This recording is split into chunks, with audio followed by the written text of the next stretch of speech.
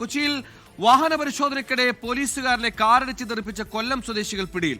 ഷംനാദ്, റിഷാദ് എന്നിവരാണ് പിടിയിലായത്. Ernakulam north police സ്റ്റേഷനിലെ SI N സന്തോഷിനാണ് അതിക്രമത്തിൽ പരിക്കേറ്റത്. സംഭവത്തിന്റെ ദൃശ്യങ്ങളടക്കം പുറത്തു വന്നിട്ടുണ്ട്. 24 എക്സ്ക്ലൂസീവ്.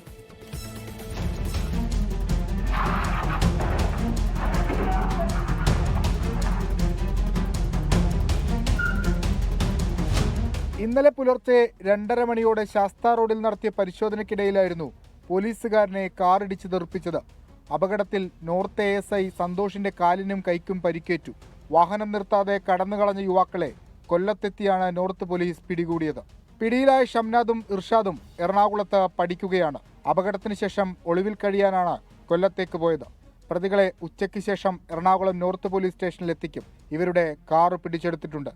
എന്തിനാണ് വാഹനം നിർത്താതെ പോയതെന്നതിൽ വിശദമായി ചോദ്യം ചെയ്യും. ലഹരി ബന്ധമുണ്ടോ എന്നും പരിശോധിക്കും. രാത്രികാല വാഹന പരിശോധന നടത്തുന്ന പോലീസുകാർക്കെതിരെയുള്ള അതിക്രമങ്ങൾ വർദ്ധിച്ചു വരികയാണ്. വിഷ്ണു സുരേഷ്, 24 കൊച്ചി.